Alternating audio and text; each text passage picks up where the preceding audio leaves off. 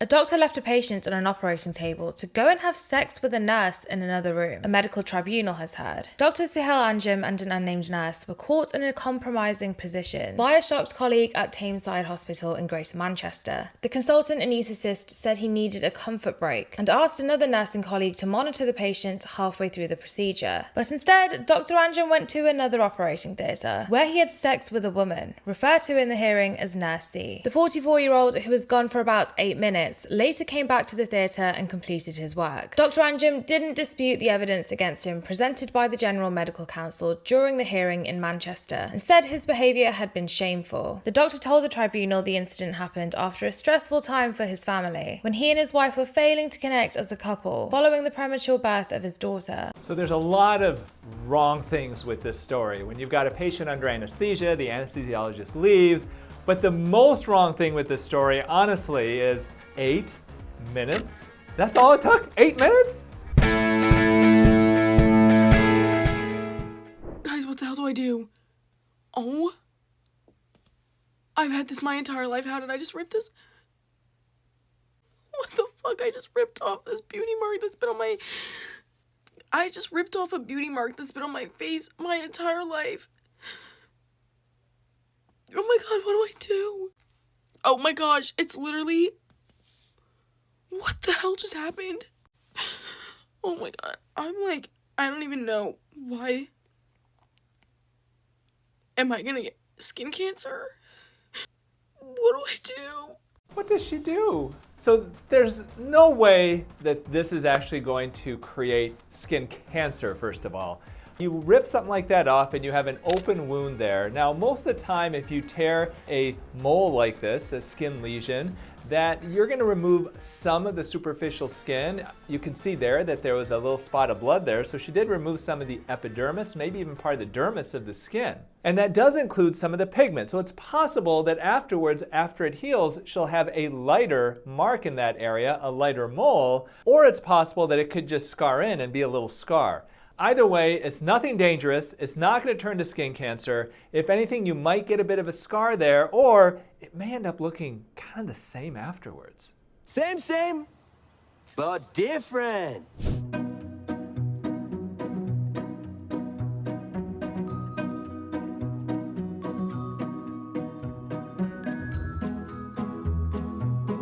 No, that is not natural Botox. That's a freaking banana. Now, bananas are great for you. They've got lots of vitamins in them. They're filled with these antioxidants. And it is true that if you do rub a banana on your skin will feel a little bit softer afterwards, and it's gonna smell like a banana.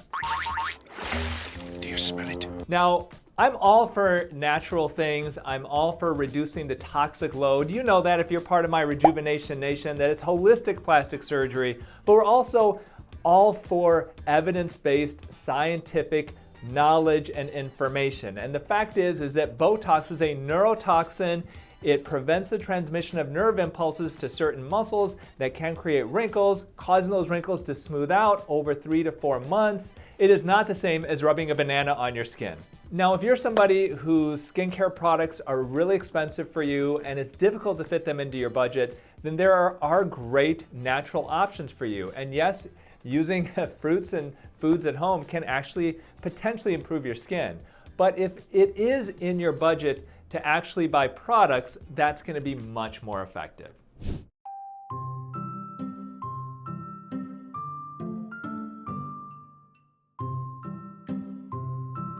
Who's this guy? So what happened to this young woman's bottom? Well, there's no way that this is real. You know, when you enhance the buttocks, you can do it with either fat or you can do it with implants. And neither of them is going to create the appearance that you're seeing with this young woman. So I believe what's happened is she has some type of external prosthetic that is making her butt look bigger.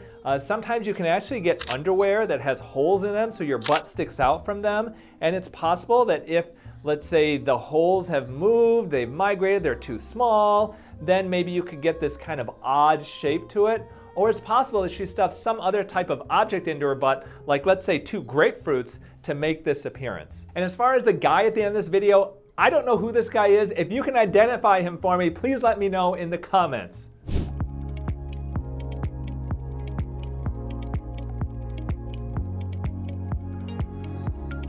I just need to say that this guy is totally giving small dick energy.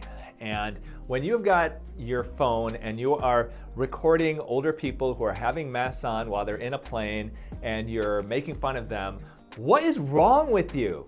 You don't know their medical history, dude. You don't know whether they may be immune compromised, maybe they may have cancer and they're getting chemotherapy treatment for it, or maybe they're actually being nice to you. Maybe one of them has the flu and they don't want to give it to you or the other passengers on the plane. They're actually doing a service wearing a mask. They're doing a service to you and you're being a big, stupid jerk. So I'm all for live and let live. You know, if somebody wants to wear a mask, let them wear a mask. If they don't want to wear a mask, I'm not gonna tell you to put it on. But I do think that there is common courtesy and the fact that there are people wearing masks. You know, I was actually on a plane not that long ago and I heard a person coughing horrible, this guttural cough of this person was obviously really, really sick, sitting right behind me. And I'm like, oh my gosh, I've got a 4-hour flight. This person's really sick behind me. I don't want to get sick. I've got surgery the next day, 7 hours of surgery where my patients are counting on me to be healthy and to be 100%. And if I get sick, that's going to affect this. I may have to cancel their operations. And so I look back and the person who was really sick was so courteous, she was wearing a mask to try to not get other people sick around her. So I think this guy honestly is being a real jerk, and also on top of that, you're recording people without their permission and posting it online. You can do better.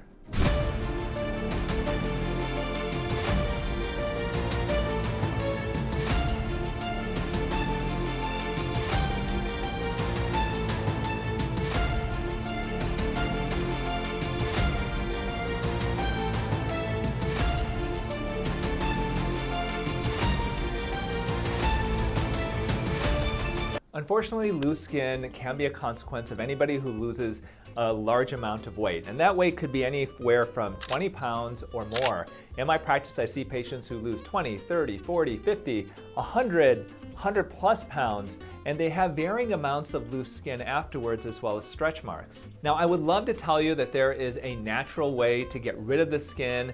I'd love to tell you that doing more sit-ups or crunches is going to get rid of the excess skin of the tummy, or doing arm exercises will get rid of the skin hanging from the arms. But unfortunately, it won't. You know, you can strengthen the muscles underneath that skin, but the skin will not tighten up by doing exercises, as great as exercises are for you. When the skin gets so excessive that it truly hangs, unfortunately, the only option is actual plastic surgery, where that skin is actually cut out. And the negative of that, in addition to it just being surgery, is it does create permanent and usually lengthy scars. So if this applies to you, let's say you've lost weight and you've got loose hanging skin that you're unhappy with, I really want to commend you for being healthier and for taking care of yourself. This is something that you may have to deal with, but you are not alone and there definitely is help available. Have you tried my exclusive skincare line, Youn Beauty? Our products combine natural and organic ingredients with the latest and scientifically proven anti-aging components like vitamin C, retinol, and peptides. If you're looking for healthy and youthful skin without the unnecessary chemicals, fragrances, and additives, then this is the skincare line for you. I'm so convinced that you will absolutely love my skincare products that I've instituted a 30-day money-back guarantee. Check them out at younbeauty.com and enter the coupon code 20OFF to get $20 off your first order over $99. I'll put a link in the caption below. I know what you're thinking. What the f? Me too, so let me explain. These were what my eye bags looked like, and no matter how much sleep I got, no matter what product I tried, they were always there, so I wanted a lower blephoplasty. This was me right before my surgery, and this was me immediately after. And in my pre-op appointment, he did tell me that my eyes would be sutured shut for 2 days, but I still don't think anything can prepare you for what that's actually like. They are sutured shut for optimal healing. This was me on Wednesday on the way to get them removed. I was so excited. He literally just snipped them and pulled them out, and this was immediately after. This was a little bit later in the day. This is the most bruising I ever had, most swelling I ever had, and this was on Thursday, only 3 days after the surgery. You can hardly even tell I had surgery, and this is about 2.5 weeks later. I'm extremely happy with the results, and if you're thinking about getting a lower blephoplasty, 100% should. Not all bleptoplasties recoveries are like this. Mine did take a different approach, but it did lead to a lot faster healing. This is me this morning with no makeup on and no bags. Well, first of all, I want to commend her plastic surgeon for doing a great job for her. Her eyes look great. She looks fantastic. One thing you may be asking, we'll get to that stitch, okay, in a minute, but one thing you may be asking is, why is somebody so young getting her eyelids done? Well, Puffiness of the under eyes is due to fat. That's fat inside the eye socket that protrudes. And this is a protrusion that you can actually inherit from your parents. So there are some people who inherit, let's say, a double chin from their parents. No matter what weight they're at, they always seem to have a double chin. Other people may inherit like a big bottom, or you may inherit a pot belly from your parents. And some people inherit puffiness under their eyes. In this situation, she's a young, beautiful woman, and she did have puffiness under her eyes because most likely one of her parents has it a lot worse than her at their age. And so the way to treat this permanently is to remove that fat. And it can be done in people this age in a scarless approach. So I make an incision on the inside of the eyelid, and from there I can tease fat out of the 3 lower eyelid fat compartments to give the patient a smoother appearance there that's no longer puffy. Now, why did he use a suture and suture her eyes shut for a couple of days?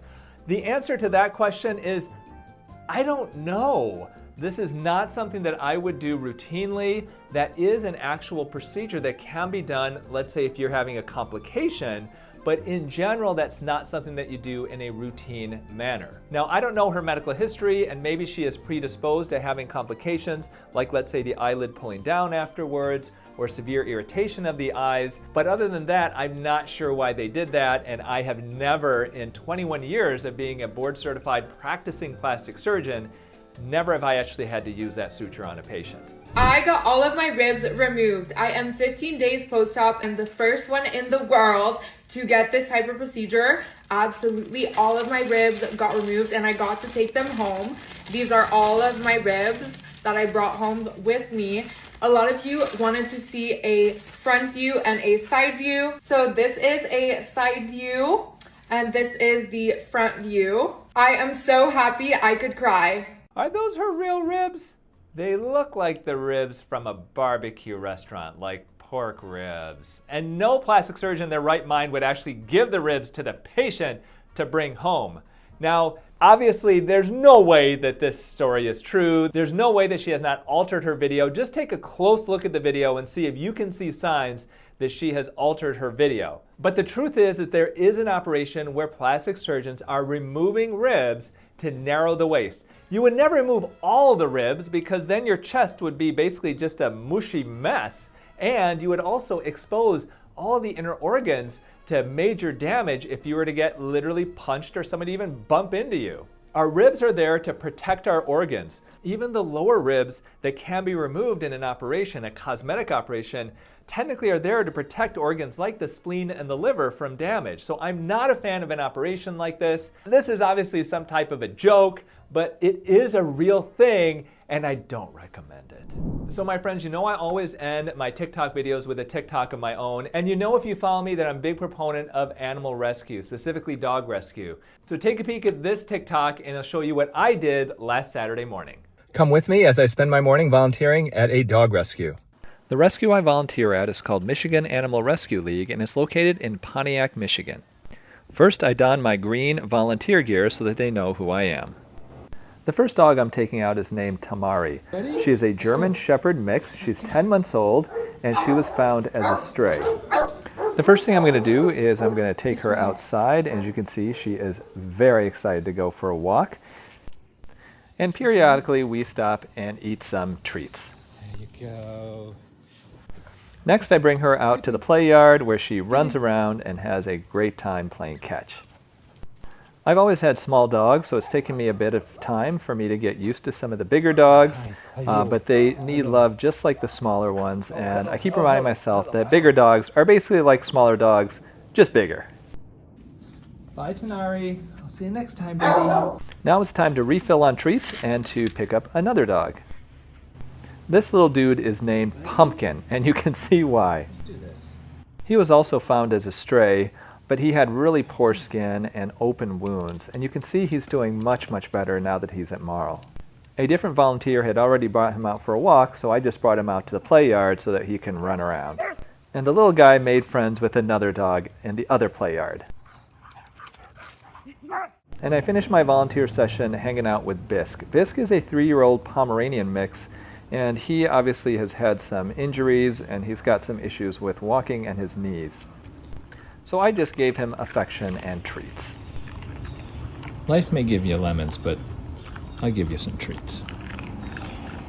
If you're interested in learning more about tamari, pumpkin, or bisque, or donating to a worthy cause, please check the link in my bio, and remember to adopt, don't shop. Well, I love reacting to TikTok videos, and if you've been enjoying my TikTok reactions to some of the crazy plastic surgery and other types of viral videos, you gotta watch this compilation right up here, where I react to some of the most outrageous TikToks of all time. So I know you're gonna totally enjoy it, so take a peek at it, and always remember to adopt, don't shop, save a life today.